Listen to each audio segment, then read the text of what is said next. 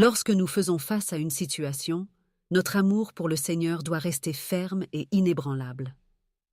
L'amour est aussi puissant que la mort. Ni les jalousies, aussi ardentes que le soleil, ni les nombreuses eaux ne pourront éteindre cet amour. Si nous aimons vraiment Dieu, nous le ferons indépendamment des circonstances ou des sentiments que nous ressentons sur le moment. L'amour humain peut s'éteindre lorsque nos émotions se dissipent, mais l'amour spirituel est solide et n'a jamais cessé d'exister. Parfois, le Seigneur nous conduit à travers des expériences douloureuses pour nous apprendre à l'aimer avec un amour qui ne dépend pas de nos émotions temporaires. Parfois, ce qui est le plus difficile pour un croyant est de donner son amour à Dieu. Mais il se trouve que le Seigneur valorise cet amour plus que toute autre chose. Il veut que nous offrions notre amour entièrement pour pouvoir guider nos vies. Il souhaite être le centre de notre amour. Nous parlons beaucoup de la consécration, et nous savons que c'est le premier pas sur le chemin spirituel d'un croyant. Ce n'est pas la destination finale de la spiritualité, mais le début, car elle conduit le croyant à un état de sanctification. Mais ce qui est le plus important dans la consécration du croyant est son amour. La vérité ou la fausseté de la consécration dépend de la présence d'amour, car l'amour est la preuve de la consécration. Ce n'est pas que nous n'aimons pas le Christ. Nous l'aimons beaucoup, mais parfois nous mettons quelqu'un d'autre en premier et lui en second. Ou peut-être qu'en plus d'aimer le Seigneur, nous aimons une autre personne. Peut-être contrôlons-nous notre amour selon nos caprices. Aimer le Seigneur de cette manière n'est pas de la consécration, car nous ne donnons pas notre amour entièrement. Un croyant spirituel sait que l'amour doit être offert en premier. Si nous ne donnons pas notre amour, nous ne donnons rien. Dieu exige que nous l'aimions sans réserve. Il ne veut partager le cœur du croyant avec personne, ni rien. Bien souvent, nous rencontrons la difficulté de céder complètement notre amour au Seigneur. Ce défi survient parce que, bien que nous aimions le Christ, nous permettons parfois à d'autres affections de rivaliser pour la première place dans notre cœur. Cependant, Dieu souhaite être l'objet principal de notre amour et ne veut partager cet espace avec rien ni personne. La consécration, qui était le premier pas vital sur le chemin spirituel, dépend de notre capacité à aimer Dieu sans restriction. Nous confondons souvent consécration avec le simple fait de donner notre temps, notre argent ou nos compétences, mais le véritable signe d'une vie consacrée est l'amour inconditionnel à Dieu. Il veut que nous l'aimions de tout notre être et que nous l'aimions conformément à ce qu'il nous demande. Tu aimeras le Seigneur ton Dieu de tout ton cœur, de toute ton âme et de toute ta pensée. Matthieu 22, 37. Le mot « tout » signifie que chaque partie de notre être doit être donnée au Seigneur. Il ne veut pas que nous retenions une part de notre amour pour ne pas aimer selon nos préférences. Il veut absolument tout, car il est le seul créateur, Exode 25, et ne permet à personne de voler l'amour de ses enfants. Cet amour peut être dirigé vers des personnes très proches, comme Isaac, Jonathan et Rachel, dont les histoires nous montrent à quel point nous pouvons nous attacher à nos proches. Cependant, Dieu exige quelque chose de plus de nous. Il veut que nous mettions tous ces amours sur l'autel. Pour Dieu, il n'y a pas de place pour des rivalités dans notre cœur. Ce qu'il demande, c'est que nous lui donnions tout ce que nous avons et aimons, sans réserve. C'est seulement ainsi que nous pouvons atteindre un véritable pouvoir spirituel. Parfois, nous pouvons croire que l'intensité avec laquelle nous participons à des activités et la quantité de sacrifices que nous faisons sont les principales manières de démontrer notre amour pour Dieu. Cependant, l'Église d'Éphèse, malgré son travail acharné et son dévouement, avait perdu son premier amour. Ce que Dieu désire réellement, c'est un amour sincère et profond, et non seulement une série de tâches religieuses.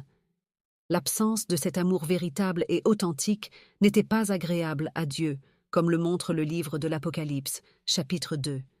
Le véritable agrément de Dieu ne vient pas seulement de nos actions, mais de l'amour complet et véritable que nous lui offrons. Cependant, Watchman Nee nous rappelle que ce qui satisfait réellement le Seigneur est notre amour pur et désintéressé. Il ne s'agit pas seulement de faire des choses au nom de Dieu, mais de l'aimer de manière profonde et vraie, de telle sorte que nos actions reflètent cet amour. L'amour véritable doit être la base de toutes nos actions et activités religieuses. Cet amour véritable doit être visible dans toutes nos activités, sacrifices et efforts. Lorsque notre service et nos actions proviennent d'un amour authentique et profond, alors nous faisons réellement plaisir à Dieu. L'amour sans limite et venant du cœur est ce qui rend nos actions véritablement significatives aux yeux de Dieu. Cet amour doit être la raison pour laquelle nous réalisons toutes nos actions. Ce n'est que lorsque nous réussissons à faire de nos actions une expression de cet amour véritable que nos pratiques religieuses deviennent réellement agréables à Dieu. Il est crucial de faire une réflexion honnête sur nos motivations. Nous devons nous assurer que dans toutes nos activités et actions religieuses, notre amour pour Dieu soit la force qui nous pousse. Lorsque cet amour est véritable et total, nos actions et dévotions acquièrent un sens plus profond et authentique. L'amour que nous ressentons pour Dieu doit imprégner tous les aspects de nos vies, transformant chacune de nos actions en une véritable expression de notre engagement et de notre dévotion. Ainsi, nous pouvons vivre une vie qui reflète véritablement l'amour et la dévotion que nous avons pour Dieu, rendant notre relation avec lui plus significative et satisfaisante. L'autel ne doit pas rester vide, il doit être rempli de véritables sacrifices. Sans quelque chose à consumer, que pourrait brûler le feu? Le pouvoir du Saint-Esprit n'est pas quelque chose que l'on reçoit simplement en comprenant le sens de la croix. Il est nécessaire d'aller au-delà de la compréhension et de vivre cette réalité de manière pratique et authentique. Le feu qui descend du ciel est une représentation du pouvoir divin qui se manifeste dans nos vies lorsque nous faisons cette remise totale. Sans ce sacrifice, l'autel reste vide et le feu céleste ne se manifeste pas. Par conséquent, il est essentiel que notre remise à Dieu soit complète et véritable, car c'est seulement ainsi que nous pouvons expérimenter le pouvoir transformateur du Saint-Esprit. L'œuvre de Dieu est entravée parce que les croyants n'ont pas permis au Seigneur d'être le maître absolu de leur amour. De nombreux parents aiment tellement leurs enfants qu'ils les gardent pour eux-mêmes, causant des pertes dans le royaume de Dieu. De nombreux mariages sont tellement unis qu'il y a une pénurie dans l'œuvre du Seigneur, car personne ne récolte la moisson. Souvent, nous ne sommes pas prêts à nous éloigner des amis et des membres de notre famille pour dédier notre totalité à Dieu. Cet attachement peut nous empêcher de progresser dans notre lutte spirituelle, car nous laissons d'autres assumer le leadership dans ce chemin. Il est regrettable que beaucoup croient pouvoir aimer à la fois les proches et Dieu de la même manière, sans se rendre compte que, si nous dédions un amour profond à ceux qui nous entourent, nous ne pouvons pas donner à Dieu tout l'amour qu'il mérite.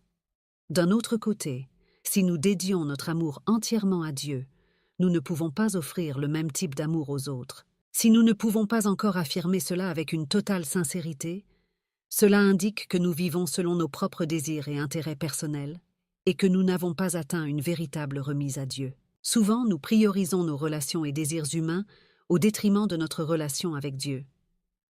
Watchman Nee nous invite à reconsidérer ce qui est réellement important dans notre vie spirituelle.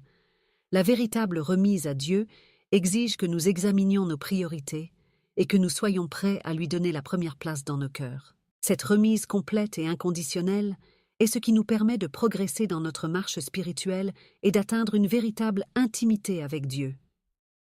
Si nous n'avons pas encore atteint ce niveau de remise, nous devons réévaluer nos priorités et nous efforcer de mettre Dieu en premier lieu sans laisser quoi que ce soit ni personne occuper l'espace qui lui revient.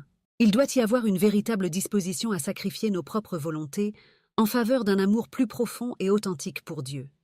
Cela exige du courage et un changement significatif dans notre cœur. Cette lutte peut être une source constante de tension, car notre amour pour Dieu est mis à l'épreuve par la manière dont nous gérons nos relations et nos priorités personnelles. Watchman Nee nous défie d'aller au-delà des apparences et de rechercher une remise qui ne soit pas superficielle. Plutôt que de nous contenter d'une pratique religieuse qui ne touche que la surface, nous devons chercher une relation plus profonde et authentique avec Dieu. Tout comme l'amour véritable n'est pas quelque chose que l'on conquiert une fois pour toutes, notre dévotion à Dieu doit également être cultivée et nourrie constamment. Cela signifie que nous devons être toujours prêts à évaluer et ajuster nos priorités, en veillant à ce que Dieu continue d'occuper la place centrale dans nos vies. Ce type d'engagement exige plus que des efforts, il requiert une transformation authentique en notre intérieur. Ce n'est qu'ainsi que nous pouvons réellement expérimenter le type de relation avec Dieu qu'il désire pour nous. Une relation marquée par un amour profond, durable et véritablement sacrificiel. Chaque décision et chaque choix que nous faisons doivent être une expression de notre amour pour Dieu. Cela ne signifie pas seulement réaliser des activités religieuses, mais vivre de manière à ce que chaque aspect de notre vie reflète l'importance de Dieu pour nous. C'est un processus qui nécessite patience, persistance et une disposition constante à croître spirituellement. Chaque défi et chaque obstacle que nous rencontrons en cours de route est une opportunité pour approfondir notre remise et notre relation avec Dieu. La véritable remise à Dieu est un parcours continu de croissance et de développement spirituel. C'est un chemin qui nous conduit à une compréhension plus profonde de ce que signifie vivre pour Dieu et refléter son amour dans nos vies. En affrontant ce parcours, nous devons toujours être attentifs à nos motivations et prêts à ajuster notre trajectoire, en veillant à ce que notre amour pour Dieu reste au centre de nos vies. Cette remise totale n'est pas seulement un idéal spirituel, mais une réalité qui transforme chaque moment de nos vies, nous rapprochant davantage de Dieu et reflétant son amour au monde qui nous entoure. Ce que Dieu désire, c'est un amour profond et authentique, un amour qui se manifeste dans chacune de nos actions. Lorsque notre service et nos actions naissent de cet amour profond et sincère, c'est alors que nous plaisons véritablement à Dieu. C'est l'amour qui vient de l'intérieur et qui est sans limite qui rend nos actions véritablement significatives aux yeux de Dieu. Cet amour devrait être la motivation derrière tout ce que nous faisons. Lorsque nous vivons de cette manière, nos actes de service et de dévotion deviennent véritablement agréables à Dieu. Nous devons nous assurer que, dans tout ce que nous faisons, notre amour pour Dieu est la force motrice. Lorsque notre amour pour lui est vrai et total, nos actions acquièrent une signification plus profonde et authentique. C'est ainsi que nous pouvons plaire à Dieu et vivre une vie qui reflète véritablement l'amour que nous ressentons pour lui. Nous devons offrir tout ce que nous avons pour obtenir le pouvoir spirituel. Lorsque le dernier sacrifice est placé sur l'autel, le feu descend du ciel. Si nous ne portons pas notre croix et n'offrons pas au Seigneur tout ce que nous aimons, nous ne pourrons pas recevoir le pouvoir du Saint-Esprit. Beaucoup de couples sont tellement unis qu'ils manquent l'œuvre du Seigneur, parce qu'il n'y a personne pour récolter la moisson. Ils ont fait beaucoup de choses, mais ils avaient perdu leur premier amour. Nous devons demander à Dieu de nous montrer clairement la véritable raison de nos actions et la profondeur de notre amour pour lui. À quoi sert d'invoquer Dieu et de travailler pour lui toute la journée si nous ne l'aimons pas sincèrement ? Les enfants de Dieu ne réalisent souvent pas que parfois leurs proches peuvent interférer avec leur croissance spirituelle. Lorsque quelqu'un a des amours qui ne sont pas Dieu, peu à peu Dieu perd son importance dans la vie de cette personne. Bien que ses proches aiment aussi Dieu, il est possible que leur amour pour Dieu soit davantage motivé par leur propre affection que par Dieu lui-même. La relation avec Dieu peut passer d'un niveau spirituel à un niveau plus superficiel. Si nous aimons Dieu seulement parce que nos proches le font, alors notre amour pour Dieu n'est qu'un reflet de ce que nous ressentons pour eux. Et le pire, c'est que si ces proches changent, notre dévotion à Dieu pourrait aussi changer. Cela arrive parce que nous sommes trop concentrés sur le fait d'essayer de plaire à ceux que nous aimons, et cela peut diminuer notre intérêt à nous rapprocher davantage de Dieu. L'influence de nos émotions peut nous rendre moins intéressés par les choses spirituelles et par le maintien d'une relation profonde avec Dieu. La véritable satisfaction pour le cœur du croyant ne peut se trouver que dans Dieu. Chercher cette satisfaction auprès des êtres humains ou des choses matérielles ne conduit qu'à la déception. Si nous recherchons de l'affection en dehors de Dieu, notre condition spirituelle se détériorera rapidement. C'est pourquoi, bien que la Bible nous demande d'aimer nos frères et même nos ennemis, Dieu veut être la source et la direction de notre amour. Il veut que nous aimions les autres non pas pour nous-mêmes, mais par amour pour lui. Lorsque Dieu nous demande d'aimer quelqu'un, nous devons le faire sous sa direction. Et lorsqu'il nous demande de mettre fin à une relation, nous devons obéir. C'est la vie de la croix, où le Saint-Esprit applique l'œuvre de la croix de manière profonde en nous, nous aidant à abandonner la vie égocentrique et à vivre une vie d'obéissance et d'amour pour Dieu. C'est dans cet état que Dieu peut réellement nous guider et nous permettre d'aimer les autres depuis une nouvelle perspective de lui. Le but de Dieu est que nos relations avec les autres soient renouvelées en sa présence. Bien que cela puisse sembler une vie difficile, ceux qui vivent vraiment de cette manière découvrent combien il est merveilleux de vivre ainsi. Souvent, Dieu élimine de nos vies des personnes que nous aimons dans le cadre de son processus de consécration ou pour notre propre bien. Parfois, Dieu agit en permettant à nos proches de changer leur attitude envers nous ou crée des situations qui rendent difficile l'amour pour eux, comme des voyages longs, des décès ou des événements inattendus. Si notre cœur est sincèrement consacré, Dieu nous dépouillera de tout jusqu'à ce qu'il ne reste que lui. L'amour qui vient de nous-mêmes est aussi détestable que le péché. Une fois que nous aurons appris cette leçon, nous verrons à quel point notre amour pour les autres peut être pur. Sans le mélange d'intérêts personnels, notre cœur sera entièrement dédié à Dieu. Auparavant, nous pouvions aimer les autres, mais en réalité, nous nous aimions plus nous-mêmes. Maintenant, nous pouvons partager les joies et les peines des autres, porter leur fardeau et les servir avec amour. Nous n'aimons plus ce qui nous appartient, mais ce que Dieu veut que nous aimions. Dieu doit diriger nos affections, qui autrement seraient incontrôlables et pourraient être dangereuses pour notre vie spirituelle. Aimer le Seigneur depuis notre être intérieur nécessite beaucoup de prudence, car il est facile de tomber dans l'idée que nous pouvons l'aimer avec nos propres forces. Le Seigneur rejette tout ce qui vient de notre ego, et même notre amour pour lui peut être inefficace s'il ne provient pas d'un cœur véritablement transformé. Il est courant de rencontrer des personnes qui aiment le Seigneur avec un amour contaminé par des influences mondaines. Bien que certains croyants expérimentent un amour passionné et émotionnel pour Dieu, cet amour peut être éphémère et ne pas avoir un impact durable sur leur vie. Au contraire, elle s'humilie, reconnaissant que son amour est un don et non quelque chose dont elle peut être fière. Bien que notre amour puisse fluctuer et se refroidir avec le temps, l'amour de Dieu est constant et immuable. Si notre amour pour Dieu est le nôtre, notre dévotion peut diminuer chaque fois que nous rencontrons des difficultés ou que nous ne trouvons pas le bonheur que nous attendions. Mais si l'amour que nous avons est vraiment celui de Dieu, cet amour restera ferme et nous conduira à rejeter les tentations du monde. Au lieu de cela, nous devons apprendre à croire en son amour, même lorsque nous ne le ressentons pas directement. Au début, il est fondamental de faire l'expérience de cet amour pour nous motiver dans notre chemin spirituel. Mais avec le temps, nous devons cesser de nous accrocher à ce sentiment. Si nous insistons pour le maintenir, nous risquons de compromettre notre croissance spirituelle. Le Seigneur, après nous avoir permis de sentir son amour, veut que nous passions à une étape où nous croyons en son amour immuable, même lorsque nous ne le ressentons pas de manière tangible. Si nous perdons soudainement ce sentiment, nous ne devons pas nous alarmer. C'est un signe que nous entrons dans une phase où nous devons faire confiance à l'amour constant de Dieu. L'amour qui vient de nous-mêmes est aussi détestable que le péché. Une fois que nous aurons appris cette leçon, nous verrons à quel point notre amour pour les autres peut être pur. Sans le mélange d'intérêts personnels, notre cœur sera entièrement dédié à Dieu.